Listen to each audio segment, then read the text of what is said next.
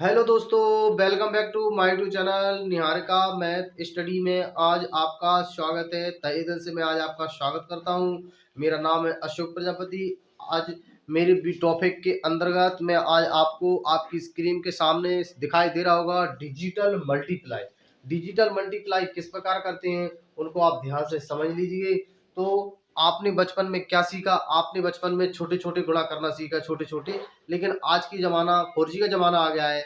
तो 4G के आधार पर मैं आज आपको डिजिटल मल्टीप्लाई सिखाऊंगा कि डिजिटल मल्टीप्लाई किस प्रकार करते हैं। तो लिखा है कि 111 यानी 111 का गुणा हम किसी भी संख्या में कर लें, किसी भी संख्या में अगर 111 का गुणा करें अगर, तो उसका जो आंसर है वो आप 1 सेकंड, तो बहुत बड़ी बात है, पलक झपकते इसका आंसर दे दोगे अगर आपकी अच्छी से थोड़ी प्रैक्टिस हो जाए तो। अगर आप 10 सवालों की प्रैक्टिस कर लेते हो तो आपकी प्रैक्टिस बहुत अच्छे से हो जाएगी। आप किसी भी संख्या में गुणा कर सकते हो, कोई दिक्कत नहीं आएगी। ध्यान से समझना, वीडियो के अंत तक आप जरूर बने रहना। अगर मेरे आप चैनल पर नए हो तो चैनल को सब्सक्राइब और लाइक कमेंट शेयर करना ना भूलें, ताकि मेरी वीडियो की नोटिफिकेशन आपको सबसे पहले मिल सके। तो चलिए वीडियो की शुरुआत करते हैं। आपको ध्यान से समझना है, मैं आपको क्या समझाने का प्रयास कर रहा हूँ।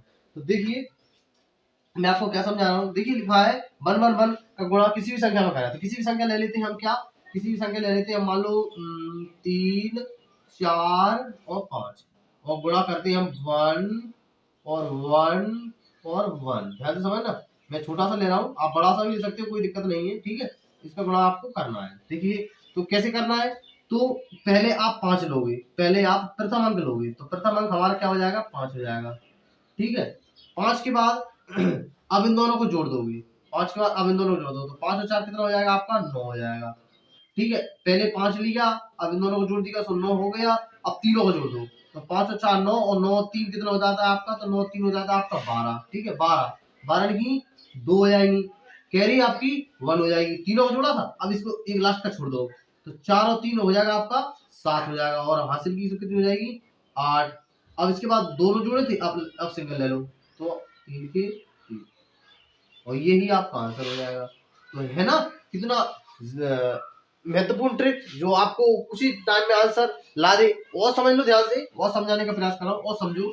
जैसे लिखा है आपका, जैसे 1 2 3 4 5, ठीक है, इतना ही कर लेते हैं, और 1 1 और 1। ध्यान से समझना, आपको क्या समझाने का मैं आपको प्रयास कर रहा हूँ उसको ध्यान से समझते चल रहा है।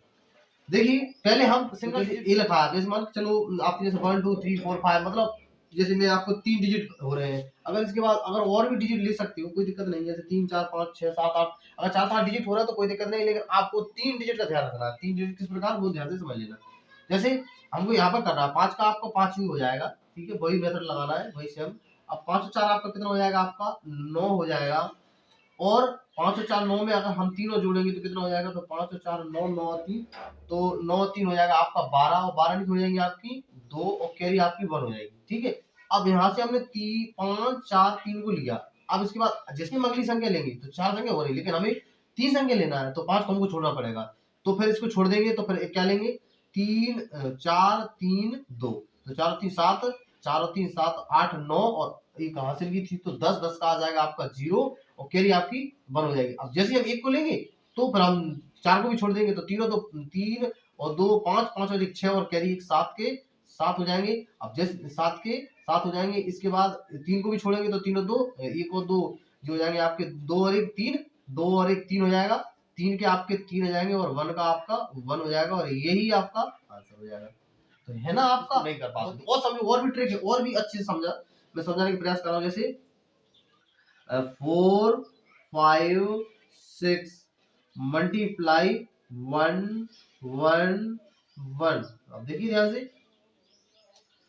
तो देखिए पहले हम 6 डिजिट लेंगे, इसके बाद 5 और 6 11 की हो जाएगी, कैरी आपकी 1 हो जाएगी। अब देखिए 6 और 5 11, 11 में अगर 4 जोड़ेंगे तो 15 हो जाएंगे, 15 और एक हासिल की तो कितनी हो जाएगी आपकी? 16, 16 की फिर आपकी 6 हो जाएंगी। अब तीनों को जोड़ लिया, तीनों को जोड़ लिए, तो अब इसके बाद 6, अब 6 को छोड़ो, तो 4 और 5 कितना हो जाएगा? 9, 9 और कैरी 1, तो 10, 10 का फिर 0 हो जाएगा। अब इसको छोड़ा तो अब इसको भी छोड़ो, 4 4 और 1 5 हो जाएगा आपका, और यही आपका आंसर हो जाएगा। तो आई होप आपको इतना अच्छे से समझ में आया होगा, ऐसी मैं आपसे आशा कर रहा हूँ। मिलते हैं इसकी नेक्स्ट वीडियो में किसी अच्छे से टॉपिक के साथ, तब तक के लिए जय हिंद, जय भारत, धन्यवाद।